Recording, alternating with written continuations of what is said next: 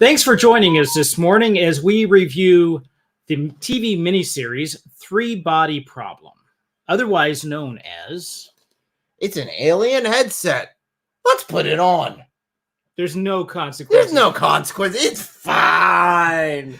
This thing just popped out of nowhere. Nobody got hurt by putting on Alienware on their head. Join us. One of us.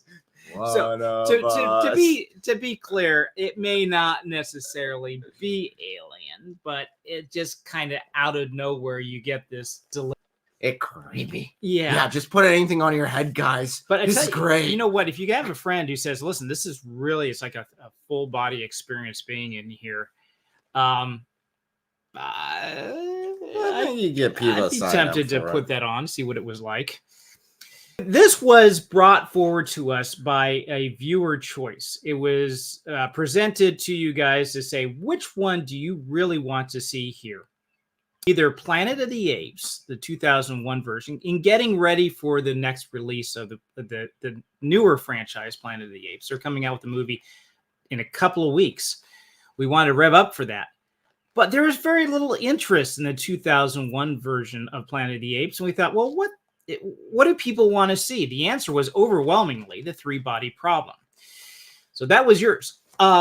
In general, without spoiler, we're going to do spoiler-free first and then spoiler-filled section of this review later. In general, what would you rate this? I'd say, in general, 6.5. I know this is a really popular one right now, but I think there are some, I'd go with a 5.5. Whoa, 6. You just talked yourself down. I'd give it a 7. I wouldn't be so bad, so harsh on it. There are a lot of things I think they could have improved storyline with it that we can get to later, but there's just but there's some really good high concepts that are in here. Good high concepts, that's a saving grace. Yeah, there's strong concepts, but I think that it was muddled, but the storytelling, it had inconsistencies, and there was a lot of drama. I would almost say teen drama that was in here. There was a lot of behind the scenes drama with the scientists that are involved in this, and their behavior is like, holy cow, how did you guys become the best of the best the way you guys are acting? Yeah, no, they're very, very secular view on life. Very well, you can have a secular view on life without acting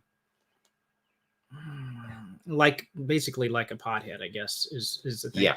But we'll cover more of this in the spoiler section. Big question right up front is it worth watching? And I would give it a big, solid meh. It's good sci-fi, but it's not for everyone. You got to look out for this, as far as the stuff that's going on with how these people live. You got to look out for alcohol and drug use, sexual deviancy, suicide, euthanasia, nudity, gore, and strong language. Repeated F-bombs dropping like a nuclear holocaust. It's like, when you're using words like this, it's like it loses its potential. They had one guy that was like every sentence he was dropping an F-bomb. Normally, that's not a sign of high intelligence. No, you know what? If you are used to that, if you're walking around in a culture that continues, everybody does it. All right, but you're right. It usually is not a sign of higher intelligence of someone that's just your limited vocabulary. Use other words. You don't have to. You're yelling in caps at somebody all the time. You're going to lose the potential. In this case, their cap lock's broken and it's just always on. So what is a three-body problem all about? In the mini-series, The Three-Body Problem, the narrative intertwines between two timelines during the Chinese Cultural Revolution and during present day.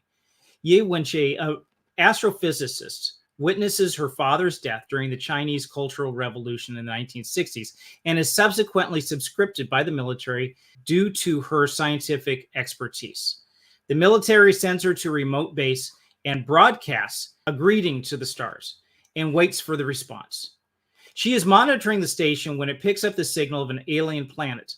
Her decision to respond sent shockwaves into the future.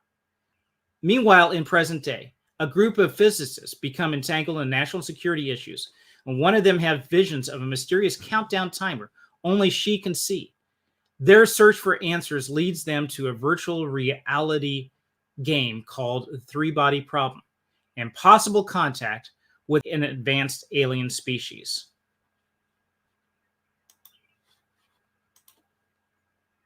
Dun, dun, dun.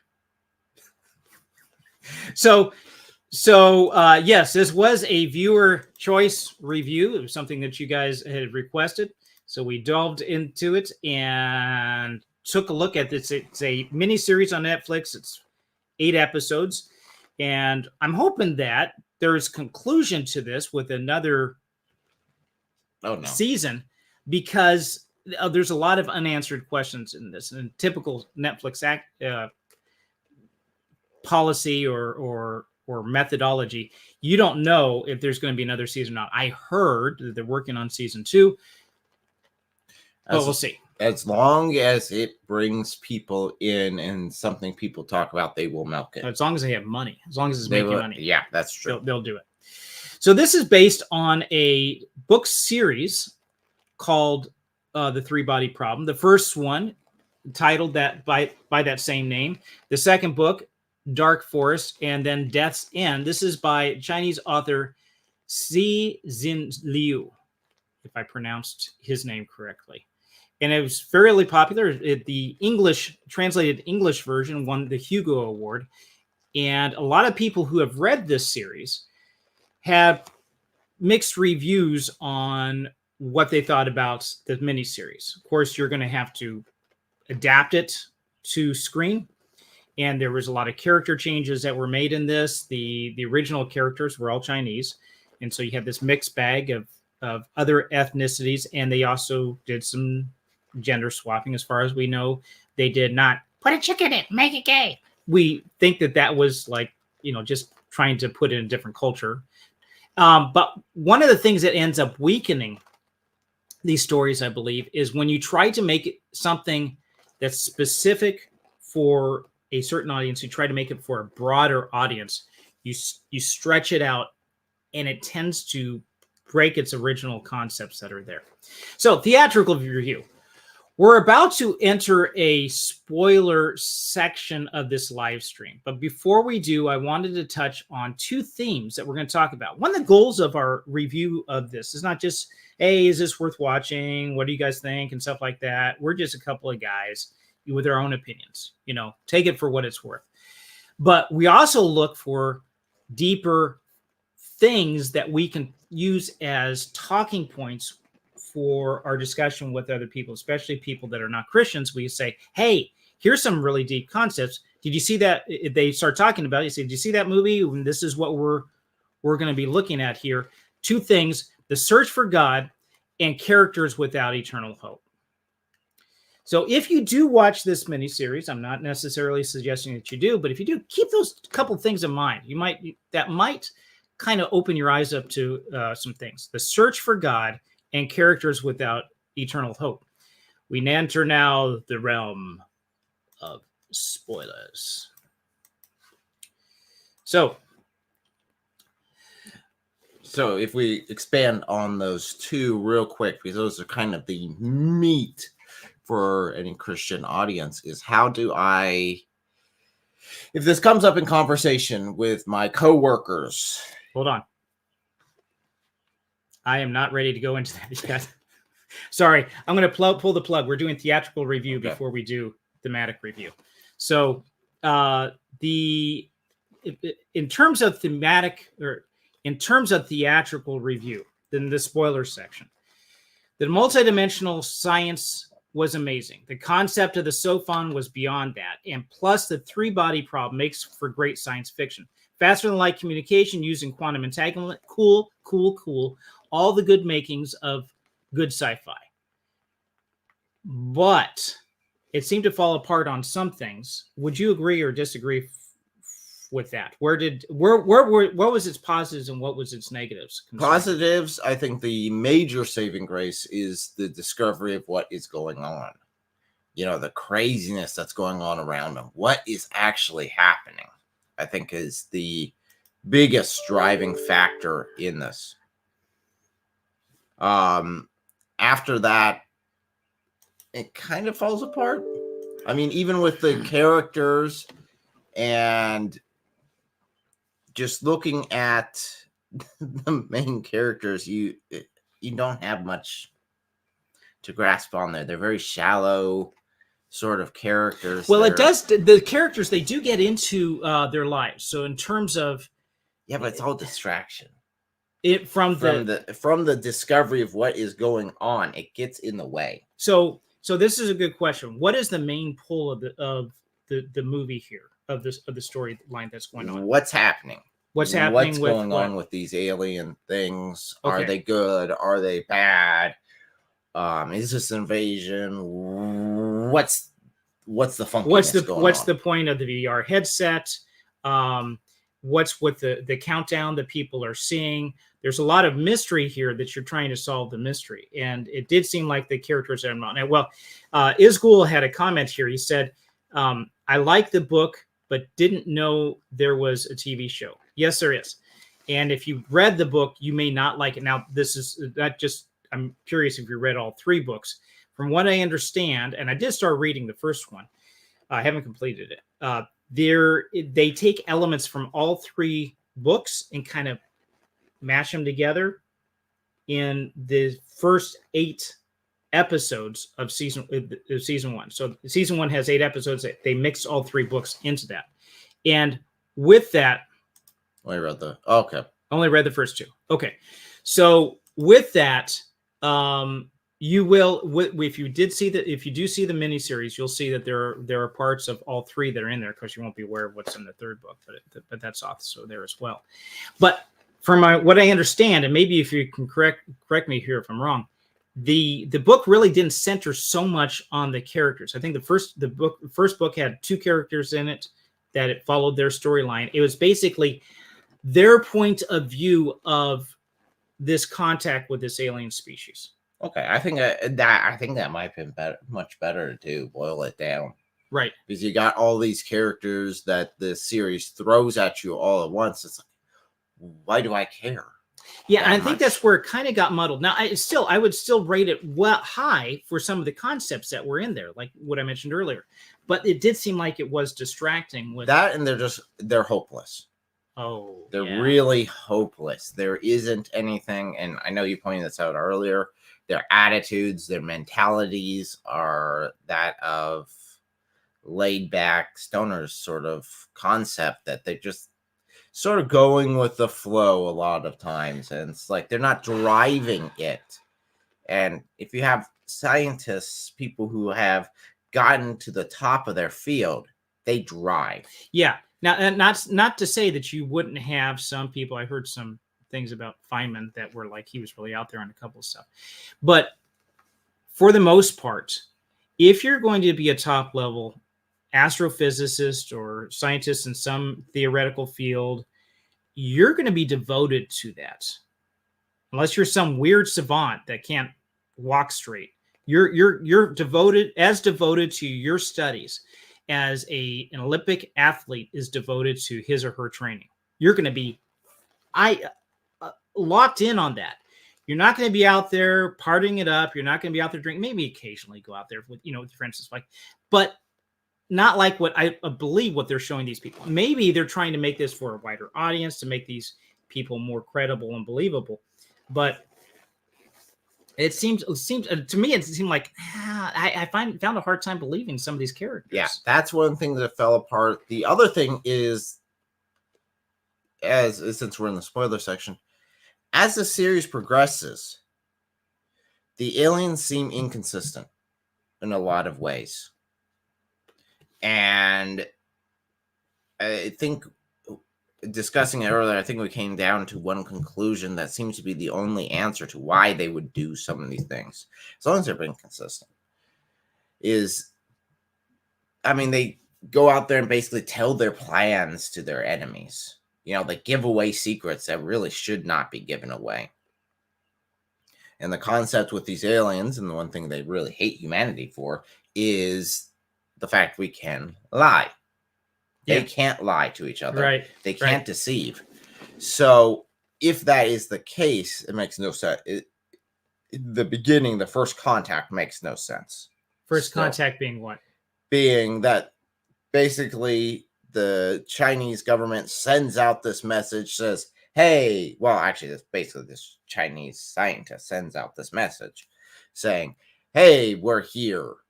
And then get a response back saying, hey, shut up. Don't say anything. Yeah. There's a bunch of bad guys here that'll come conquer your planet. If you send another message, don't send it again. Right. You're very lucky. I'm the one who picked this up because I'm a pacifist. The rest of these guys are just murderers.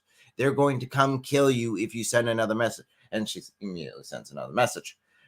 I could understand. I could actually understand her point of view. Why? But okay, so you're saying that there's a contradiction here between if the aliens cannot lie. If the aliens cannot lie, and they're all basically one big hive mind, that seems to be what they're indicating in the series. Right. If they can't lie, then this one guy, this one entity, alien that kind of like snuck in and got the microphone and sent this message back, basically. Yeah, right? Is deceiving in some regard. So either he's not being truthful, or the other the other aliens are not being truthful. Well, either way, they're lying, right? Yeah, either he's not being truthful to the humans, or he's not being truthful to the other aliens, even if it's like one of the AIs they built, because he'd have to be covering it up somehow. Okay. Either way, he'd have to be like, I'm not going to tell them about this event in order to keep this planet safe, or I'm telling them a lie to keep them from telling us again, which again doesn't make any sense as the story progresses. This is not to what if the aliens are completely honest, like they say, then they're coming here not because they want to conquer, but because they want to survive. And they're kind of being forced to do this. And it's not, you kind of get the impression at the beginning during the first contact that they're like this intergalactic empire conquering everywhere, which isn't really seem to be the case. No. Okay, so there's a lot of different. It seems like there are a lot of different holes in the narrative with what's going on, a lot of different plot holes that are happening with this. And that's a couple that's an holes example in the narrative. Yeah, well, something else there.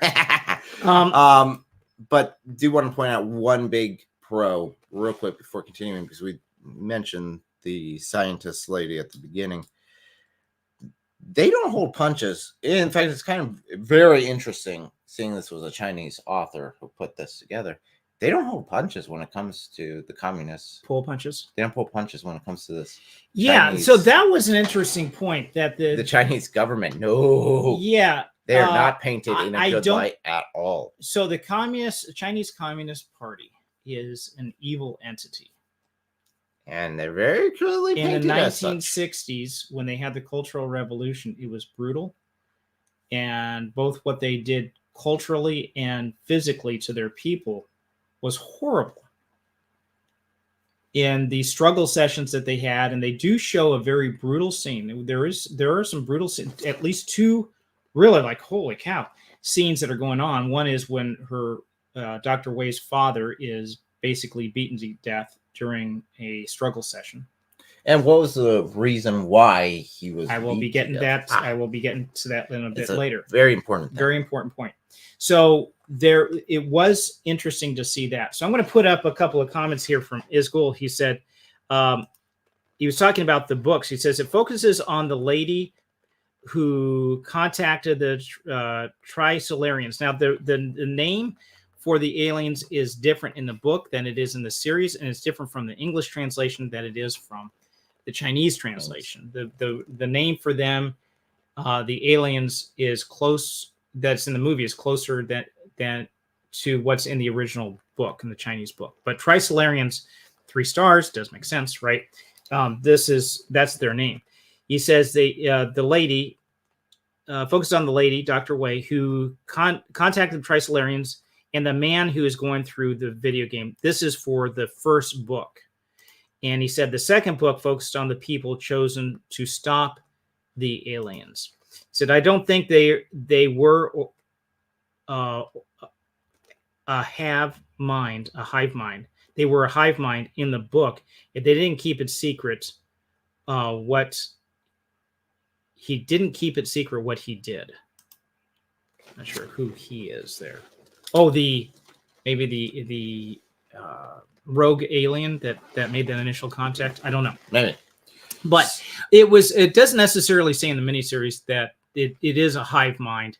It was saying that that was sort of a conclusion that we made, since they did say that they were telepathic. Now, and they telepathic, and they had no concept of lying. deceit or lying. They had to be explained that.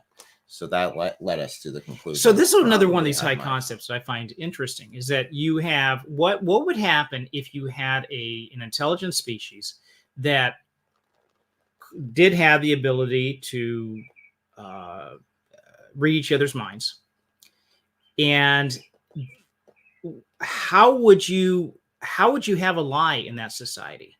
Would the concept of lying be beyond your imagination? Because you can't lie in that society, right? If you can read each other's minds, unless there's different levels of thought, where there's like surface level thoughts, you can say one thing, but then hide your deeper thoughts from other people. If your thoughts are totally exposed, you can't lie at all. No. So the concept of lying would be alien to them. Right. So they wouldn't even look for that in another race. They would take everything at face value. But they would also, in that regard too, that they would, if they look at us and they're able to see everything that's going on the earth, wouldn't they just like listen to our internet and figure out it's like what we're really like? Yeah, there was definitely some things that I'm like, guys, it's kind of obvious. These things were kind of obvious. So they've got, at one point they revealed that they have had contact with humanity, that they have these communication, and they're trying to work alongside humanity, at least some case, get information from them. But they've also got these like 2 huge supercomputers that are shrunk down to very teeny tiny. Long story on how that happened, but they have those on Earth, basically 2 AIs that are invisible, that can go around collecting information and interfering with our science and our discoveries and stuff. Yeah, if I was them, I would just not have made the first contact. Mm-hmm. Definitely, if their driving factor, as they state in there, because we're in the spoiler section, is they're worried humanity will become too advanced, and basically by the time that aliens get here, we will be able just to wipe them out easily, because we'll so far surpass them in our technological advancement. They made a good case for it. If that's their worry, they definitely shouldn't have said we're all bugs and we're coming to squish you, because what drives innovation a lot of times is having a sword to the back of your head. If you don't have innovation, then we are going to kill you. Okay, so you're talking about towards the end where they did say, oh, you're deceivers, we can't exist. Actually, we can't, like middle. Yeah, we can't coexist with you. Therefore, we're going to come in and destroy you. And our concern, the aliens' concern, is that we would become more advanced than they are in the meantime, because it's be 400 years before they get here. You're right. Holding a sword to our throat is going to make us want to fight, gather together as a group, and make a concerted effort to fight to advance our technology. Yeah. So if they had these supercomputers here, the best way for them to handle that is, we don't talk to anyone. You don't know we're coming. We're coming in, the dark of night quietly while these supercomputers are here, and they just redirect your discoveries so that you go around in circles and your technology basically stagnates, and you're not sure why, because you can't detect these computers. The only reason humanity knows these computers are there is because the aliens told them. Yeah. That's it. Right. I want to stress again for anybody joining us right off the bat is that this is a spoiler section of the review.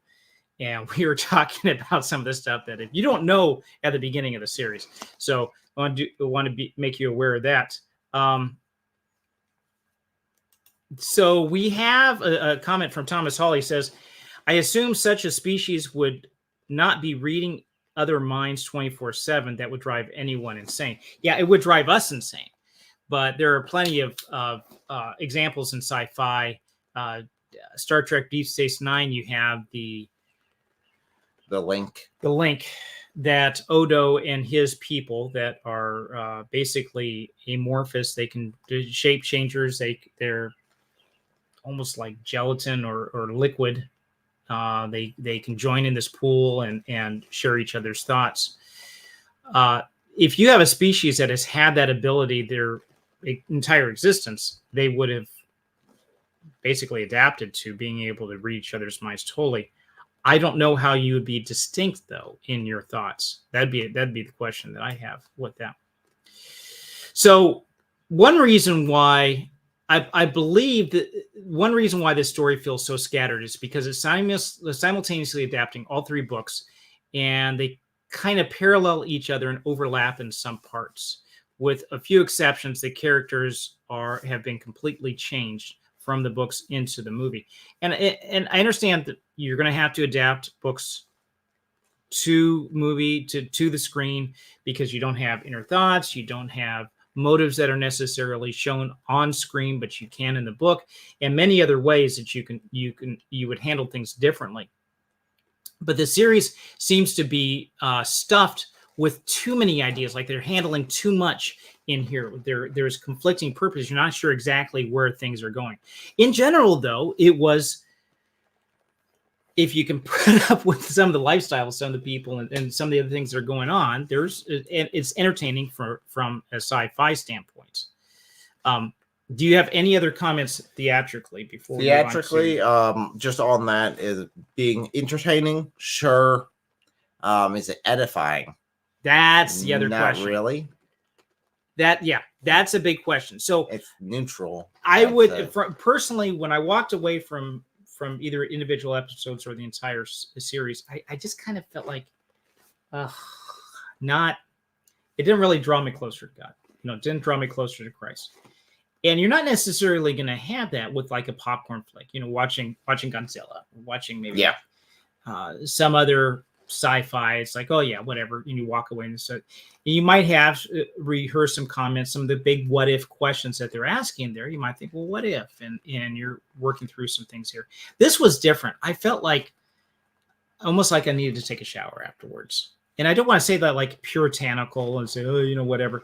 But I had a hard time with the people themselves just because of the hopelessness that's there. And that's what we're going to cover in our theatrical or thematic review here in a minute. Thomas Hall had a follow-up here. He said, nothing to back it up. Sorry, Pentecostals. I suspect spiritual beings can communicate mind to mind without words. I don't know what the Pentecostals have to do with it, but you might have a species that would, and then you ask according to physics, how would you be able to do that? Well, I mean, there's some interesting impacts. Again, that would be that's sort of the higher concepts that are very interesting to pursue.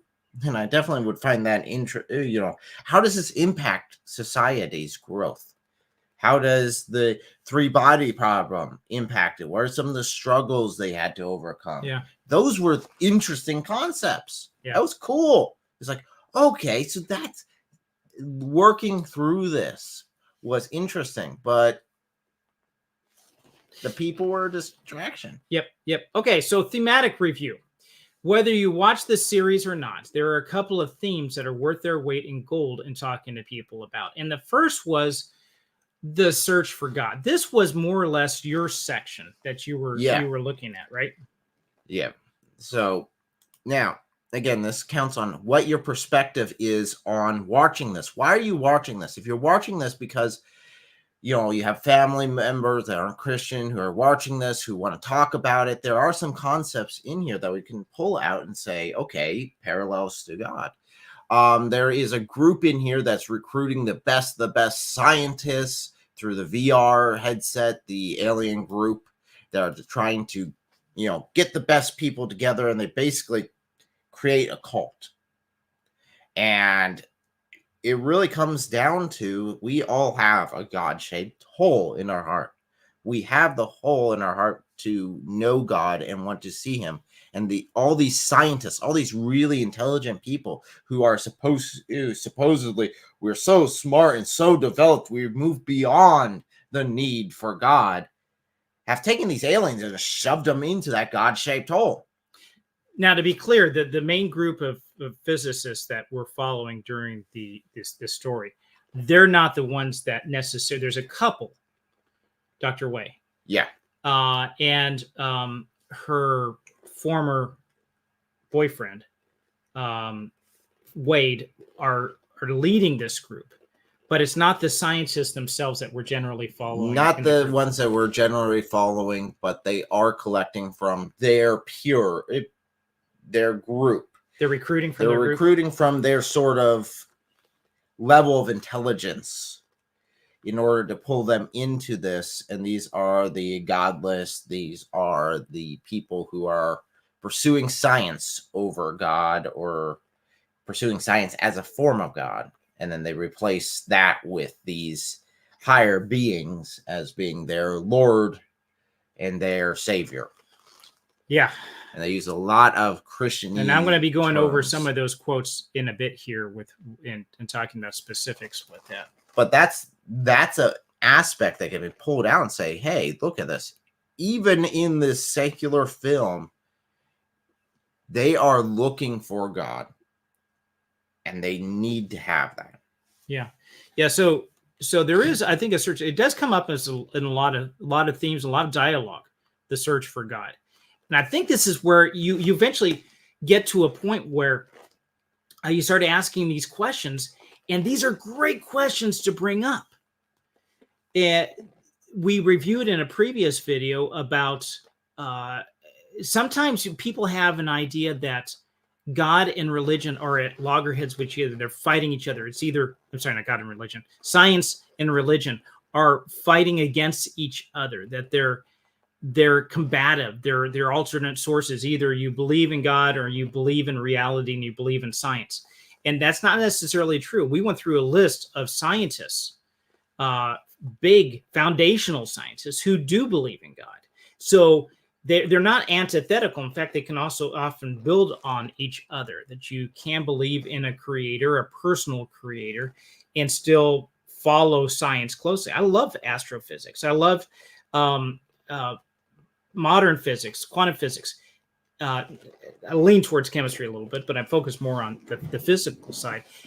And so that you could still have that could still be there and not necessarily contradicting God. So there is that search for God. Did you want to add anything more to that? Nope, that's about it. And that leads into the next one, which is characters without hope. What would life be like without God? Even if you're the smartest person around, the richest person, the most popular person, the best looking person, and you did have a main character in here was like a supermodel, and she knew basically everything. Some of the guys were just kind of dorks. She knew everything. The women were pretty, they were at the top of their game. The guys were kind of questionable sometimes on their point of view, or some of the scientist guys were like not top of the line. But what would life look like without God? Hopeless and ultimately pointless. You might be able to develop a moral structure that sounds good, maybe helping others, but why? Because it makes you feel good, because you become more popular. Whether the universe ends in a big crunch or a big whimper of the heat death of the universe, eventually the human race as a whole will come to an end, just as each one of us eventually dies. Without God, nothing will remain of our collective efforts. No monuments, no philosophy, no physical sign that the human race was ever here. Without God, our lives have no lasting value. So what is the point of the human race? Some atheists would say there is no point. And in their worldview, that is correct. But that really is just kind of hopeless. I mean, what is really there? One of the ways the three-body problems wrestles with this question is through the lives of the followers of non-theistic religion, a cult led by billionaire Mike Evans. This is the one that you were talking about earlier. They live as a commune on a ship called Judgment Day. They call their alien ambassador the Lord. They submit themselves to the Lord's will and consider her their protector. There is an apocalyptic future event that they believe that their group will survive and have a greater place, or at least a greater understanding, than those outside their group. So who are they? What do they believe?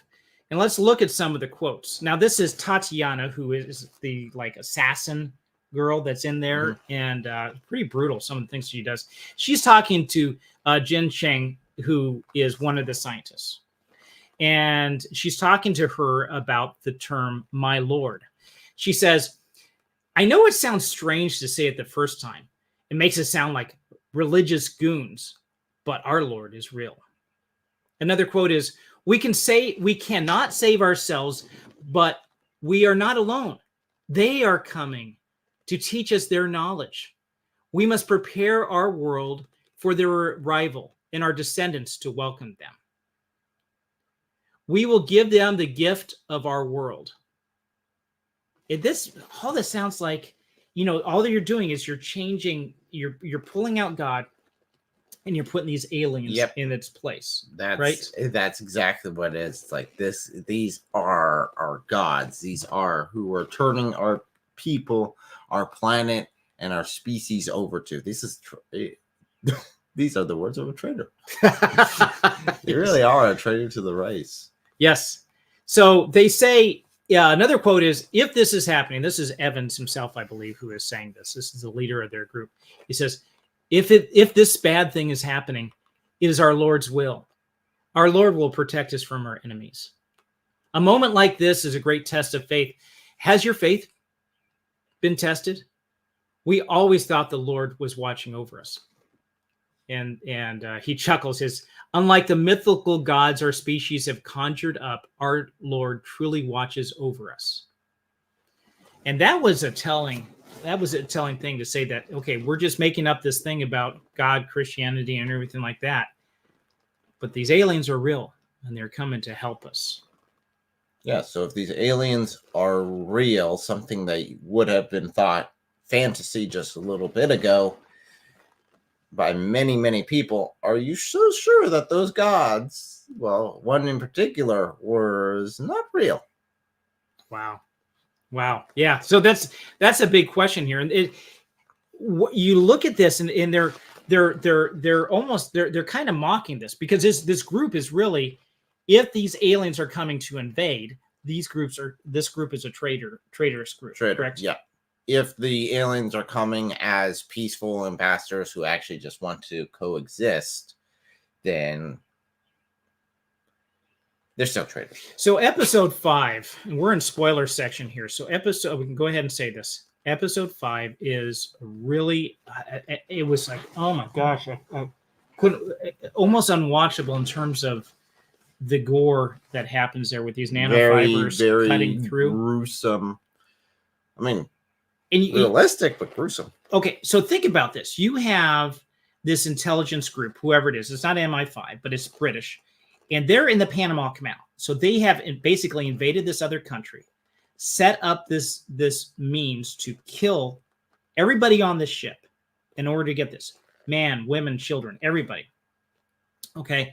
And during war, one of the rules for a just war is you try to limit civilian casualties. Can't always do it, but you try to do it. I would say there's really no justification for that, because the whole thing with them trying to do this is say, we don't want them to destroy the data. They don't even know what the data is stored on. It ended up being this like high-tech hard drive. Which was very convenient, considering that the guy just saved that. Yeah. And convenient. When they destroy the ship, it's burning, it's slicey, dicey. Who knows where this thing's going to be? They could have sliced the hard drive in half. Yeah. And they have no idea how badly encrypted it is. And of course, it was.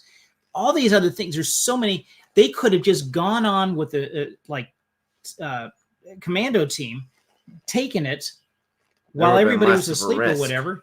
Far less risk, and saved the cat. This really did not make any sense in the movie. I think they really wanted to highlight the nanotechnology stuff. Yeah, I think this was an interesting concept, and they wanted to have that as the nanofibers. So basically, critical. They set this up. Nanofibers, you can't see them. They're so thin and so strong, you can basically slice through anything. Like a lightsaber, basically, and not even you can't even see them. Things just start falling apart as this bread slicer is going through whatever. Mm-hmm. And so you can imagine what that does to your human body. So there are some Bible verses that touch on these type of themes of hopelessness without God. Ecclesiastes 1:2 says, meaningless, says the teacher, utterly meaningless. Everything is meaningless. Without God, no. I mean, you can construct some kind of meaning, but eventually, at the end of the universe, where there's a restaurant, it's all meaningless. Nothing there. Ephesians 2:12 says, remember that at that time you were separate from Christ, excluded from citizenship in Israel and foreigners to the covenants and the promise, without hope and without God in the world. Ephesians 2:1-3 says, as for you, you were dead in your transgressions and sins, in which you used to live when you followed the ways of this world and of the ruler of the kingdom of the air and the spirit who is now at work in those who are disobedient. All of us who also lived among them at one time, gratifying the cravings of our flesh and following its desires and thoughts. Like the rest, we were by nature deserving wrath. Romans 8:20-21, for the creation was subject to frustration, not by its own choice, but by the will of the one who subjected it, in the hope that creation itself will be liberated from its bondage to decay and brought into the freedom and glory of the children of God. Ultimately, science fiction that leaves no room for God ends in hopelessness. But you don't realize that in most science fiction, like Back to the Future or even Star Trek Next Generation. The more a story presses up against the eternal questions and ignores God or even mocks him, it's more evident how hollow it becomes. In the opening scene of the first episode, Dr. Wei's father is at one of the struggle sessions during the Maoist Cultural Revolution and is accused of teaching counter-revolutionary concepts such as the Big Bang Theory. They ask him if his version of physics leaves open a place to be filled by God, since it claims that time has a beginning. Are you suggesting God exists? He answers, science has given no evidence either way. And rightfully so. But this is a great question to ask someone. And how would we deal with the imminent end of humanity? Like a house on fire, what would you take with you in the last minutes? And hopefully, this is one of the questions that you'll be able to have as a discussion with people, and maybe ask yourself this question. How do you handle this? The existence of God, as we get closer to questions of eternity, we get closer to the questions about God and what his purpose, if anything, there is for us. Any last comments? Dun, dun, dun. Dun, dun, dun. No, that sums it up quite nicely. That is it. We have a purpose. The Bible's pretty clear on that. And without that, you're up with hopelessness. Yeah. And we've seen that in a lot of movies where they come out and it's like, this is our utopia. And it's like, man, it's just hollow. There's just nothing here beyond just this facade, just satisfying what we need right now, and then as soon as you push into it, there's just nothing here. Yeah, and I think that's maybe that's one of the frustrations I felt with watching this series, is that I wanted to reach out and touch them. Hey guys, there's something bigger here. There's something bigger, and especially the one character who is dying of pancreatic cancer. It's like, oh. Well, they set up the Chinese Revolution as being this bad thing, and the scientists who lived through it's pointing it out, and even mentions about the posters that they have with the Chinese just smashing the Communist Party, just smashing the old religious icons, Jesus, Buddha, whatever, and out with the old, in with the new, and she adopts that mentality. Oh yeah, later on, and it's like, you're so close. I mean, they didn't pull punches with it. Even those who sided with the Communist Party end up bad in the end. Yeah. But it still ends up hopeless in the end.